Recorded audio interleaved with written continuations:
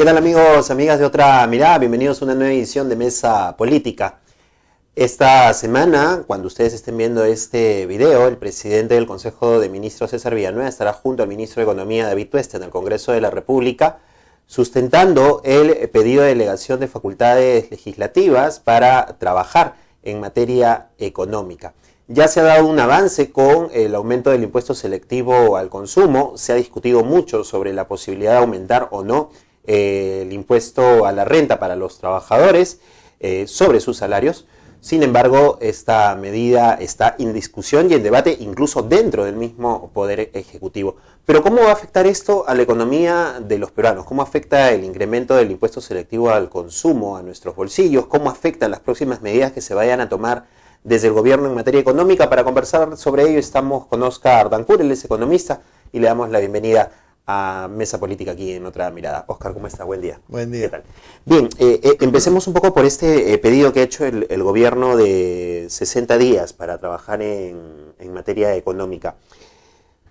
¿Cuáles son los puntos sobre los cuales podría trabajar? Ya ha habido una discusión respecto al tema del aumento del impuesto a la renta. ¿Cuál es un poco la mirada que podría tener el gobierno de Martín Vizcarra frente a estos temas?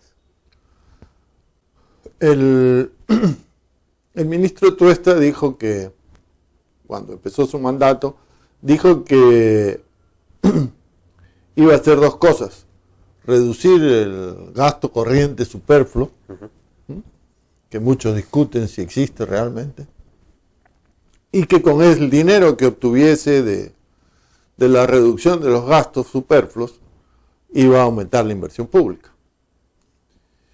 Pero esa era la teoría. La práctica es que en realidad subió el impuesto selectivo a los combustibles, ¿no? Y a otros bienes, y planteó esta posibilidad que fue después rechazada por el primer ministro Villanueva. Planteó la posibilidad de subir el impuesto a la renta a los sectores de bajos ingresos.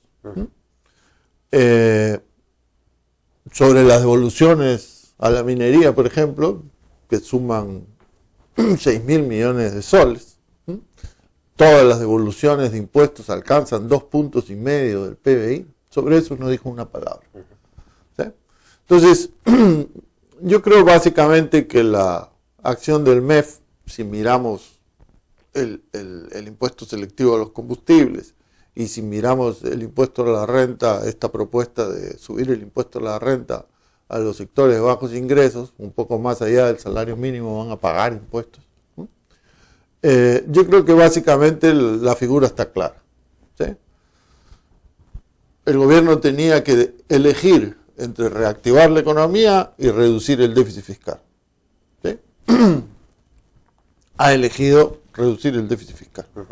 ¿Y cómo va a reducir el déficit fiscal? Básicamente metiéndole la mano al bolsillo de los sectores de bajos ingresos.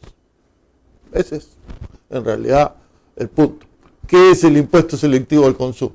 Subes el valor del combustible, ¿sí? Y eso se traslada a precios, transporte, ¿sí? Pasajes. ¿Y quién paga eso? Básicamente los consumidores. Digamos que, ¿sí? que básicamente el diésel, que es el petróleo, que es el más básico de los combustibles, aumentaría su precio de 10 a 11 soles aproximadamente, pero en refinería. Ahora, claro. Esto llega a los grifos a 13, 14 soles. Nadie sabe qué va a pasar exactamente, ¿sí? Pero van a aprovechar ciertamente para subir los precios. ¿Y quién los va a pagar? El consumidor, la familia promedio. Si aumenta el combustible, aumenta el transporte, aumenta el precio del transporte de los alimentos, aumentan los alimentos. Y tiene pues un efecto multiplicador. Hemos visto estos paquetazos de combustible durante 20, 25 años en el país y ya sabemos. Ciertamente no es uno de los paquetazos más grandes, pero es un paquetazo. ¿Sí? ¿Y cuál es la idea? Sacar dinero del bolsillo básicamente de las clases medias y trabajadoras. ¿Sí? Eso indica, digamos, eso es exactamente igual que la propuesta de subir el impuesto a la renta a los ingresos bajos. Entonces yo creo que ahí la opción que ha tomado es clara, no es lo que dijo que iba a hacer exactamente. ¿Sí? Y el aumento de la inversión pública, bueno, antes de eso, esto básicamente va a implicar que el consumo total de la economía se reduzca. Y eso es un efecto recesivo. Eso no va a echar a andar la economía. O sea, la gente va a comprar menos debido a los aumentos. Porque hay cosas que no se pueden sustituir. Si los pasajes suben, usted tiene que pagar los pasajes. No es que va a decir ahora voy caminando. Voy caminando. ¿No es cierto? Entonces, en realidad eso va a reducir el consumo, ¿no? Lo que la gente gasta en bienes y servicios, ¿no? Y eso va a detener la producción y el empleo. El empleo está cayendo, el empleo urbano en empresas de más de 10 trabajadores está cayendo hace 10 meses, mes tras mes. ¿Sí? Una situación similar solo ha ocurrido en las recesiones de 2008-2009 y en la recesión de 98-2001. ¿Y si reduce el la consumo? economía está parada. Ciertamente, la propaganda, porque más que estadística es propaganda, la propaganda que surge del gobierno dice, no, la economía está creciendo. Y si está creciendo, ¿por qué se reducen los empleos en el sector moderno de la economía? ¿No? En realidad, lo que sabemos con precisión es que en las 3 últimas recesiones que ha habido en la economía, o las 2 últimas recesiones que ha habido en la economía peruana, en estas paralizaciones de la producción y del empleo, ese indicador que lo genera el Ministerio de Trabajo ha caído. Y el empleo, entonces, en esas empresas modernas, más de 10, ha caído. Eso es 30 y tanto, entre 30 y 40% del empleo urbano. No solo en Lima, sino en todas las grandes ciudades, 30 del Perú. Y esta masa inmediatamente se traslada hacia el sector de la informalidad. Así es, ¿no? Entonces, si el empleo moderno en empresas más de 10 trabajadores se reduce, ¿qué hace? ¿Qué hace la gente? Bueno, trata de buscarse la vida como puede, y entonces en vez de haber 5 personas vendiendo caramelos en el semáforo, hay 15. Y entonces viene el INE y contamos eso y se ha aumentado el empleo en empresas de menos de 10 trabajadores. Eso no ha aumentado el empleo, la economía está paralizada, ¿no? Pero hay yo diría, una estrategia de tiempo atrás que consiste en convertir las estadísticas en propaganda. Entonces, ahora que se habla de cifras, hay ahí también toda una cuestión bastante paradójica, ¿no? Porque se maquillan las cifras, se manejan las estadísticas de acuerdo a la política del gobierno de turno, y la gente recién se ha dado cuenta y se ha asustado un poco cuando se ha hablado hace unas semanas del aumento de la pobreza económica, esto de la pobreza monetaria. ¿Cómo esto influye o no sobre el bienestar de la población?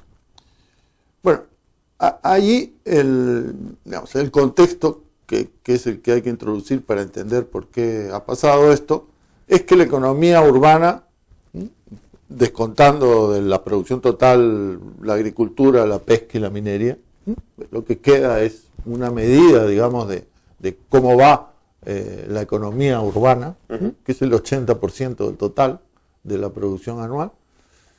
Esta economía urbana se ha paralizado a partir de 2014. 2015, 16 y 17 ha estado creciendo, según los datos del Banco Central, 2,5 puntos, 2,4. En ningún caso 3. Los 10 años anteriores, esta economía crecía por encima del 7% anual. O sea, que no estamos creciendo ni a la mitad. ¿Sí? Eso es si miramos la producción tal como la calcula el INEI. Si miramos el empleo, como dije, el empleo moderno, que es el que cuenta, ¿sí?, está reduciéndose por 10 meses consecutivos. Si miramos Lima, por 12 meses consecutivos. Entonces, todas las evidencias razonables indican que la economía está parada. ¿Sí? Yo diría que ese es un factor básico que hay detrás, que está detrás, que explica por qué este resultado. Y ahora tenemos un agravamiento de la situación. ¿Sí? Primero, suben los precios por este paquetazo. Y entonces eso quiere decir que la gente con sus mismos salarios, con la cantidad de soles que le pagan, compra menos. Todo el mundo sabe cómo funciona eso. Eso tiende a detener la economía, tiende a frenarla, a paralizarla. Ya estamos en una paralización, esta se va a ampliar, se va a exacerbar. En segundo lugar, y que es también importante, tenemos una presión sobre los salarios nominales, sobre los salarios en soles que le pagan a las personas. ¿Por qué? Porque el volumen de la fuerza laboral, de los que quieren trabajar y de los que buscan trabajo, de la fuerza laboral más los que trabajan, ha aumentado enormemente en las ciudades, básicamente por la migración venezolana, ¿no? Entonces, el gobierno desde hace rato está tratando de minimizar esta situación y dice que en realidad esos números son pequeñísimos y no van a tener ningún efecto. Ninguna de estas personas o estos funcionarios públicos que habla sale al mercado de trabajo de Lima a ver cómo están las cosas, ¿no? Pero la verdad es que con los datos que tenemos podemos decir que a diciembre de este año puede haber tranquilamente 1 millón de trabajadores venezolanos que han ingresado al Perú. Eso es entre 7 y 8% de la fuerza laboral urbana. Y eso ejerce una presión hacia abajo en los salarios, como en todas las cosas. Si la oferta de alguna cosa, productos agrícolas, mano de obra, aumenta enormemente y se hace muy abundante, su precio baja, eso es lo que todo el mundo sabe. Y bueno, eso también está ocurriendo en el mercado laboral urbano. En cada puesto de trabajo el sueldo va a bajar porque hay más gente que debe de estar ahí, ¿no? Y que entraría a trabajar por cualquier cosa también. Y entonces, encima el ministro quiere subir los impuestos a la renta a los trabajadores y si le dan facultades legislativas, vaya usted a saber con lo que nos vamos a encontrar después. Yo creo que después de lo que se ha hecho, después de lo que ha hecho el ministro, en realidad no hay ninguna razón para dar facultades en materia económica. Que se discutan todos los proyectos en el Congreso, como se ha discutido el proyecto de la reconstrucción del norte. Y finalmente, para concluir esta entrevista, el gobierno de Pedro Pablo Kuczynski dio una medida que tenía que ver con el tema de la repatriación de capitales y también ofrecer algún tipo de disminución del pago de impuestos a la gente que trajera el dinero que tenía afuera. Con eso se esperaba aumentar el porcentaje, los puntos del PBI. ¿Llegó a funcionar este proceso? Fue muy pequeño el impacto. En realidad, la recaudación fiscal, los cobros de impuestos por todo tipo de impuestos, incluyendo también los pagos a la seguridad social, etcétera, lo que se llaman los ingresos corrientes del gobierno general, han caído desde 2013 de 22 puntos del PBI. Cada punto del PBI son, digamos, unos 2.000 millones de dólares, ¿no? Ha caído de 22 puntos del PBI a 18 puntos del PBI. ¿Sí? Y esa caída de la recaudación tributaria, también de la no tributaria, pero esa caída de la recaudación fiscal, tiene que ver, en primer lugar, con la caída de los precios de las materias primas, ¿sí? En particular de los metales, pero estos metales empezaron a subir ya en el 2016 y la recaudación no ha subido. Entonces, tiene que ver con eso. Tiene que ver con las políticas de reducción de impuestos a las empresas y a los altos ingresos que siguieron el ministro Segura y el ministro Torne en particular, ¿cierto? Y también tiene que ver ciertamente con la paralización de la economía urbana. Pero un factor esencial es estas rebajas impositivas que no han tenido ningún impacto para reactivar la economía y lo único que han hecho es reducir los tributos. Y ahora, cuando ya se creó esa situación con tributos bajos, el gobierno quiere cargarle la mano a las clases medias y a las clases trabajadoras. Y no quiere discutir en ningún caso cosas como las devoluciones al sector minería, etc. Los impuestos pendientes de Telefónica también. Bien, don Oscar, muchísimas gracias por conversar con nosotros y estaremos atentos a lo que pasa en el Congreso pues con este pedido de delegaciones. Muy amable, muchas gracias. Ustedes, amigos, ya saben que pueden encontrar esta y otras entrevistas en nuestra página web www.otramirada.p y nos encuentran en redes sociales como Otra Mirada.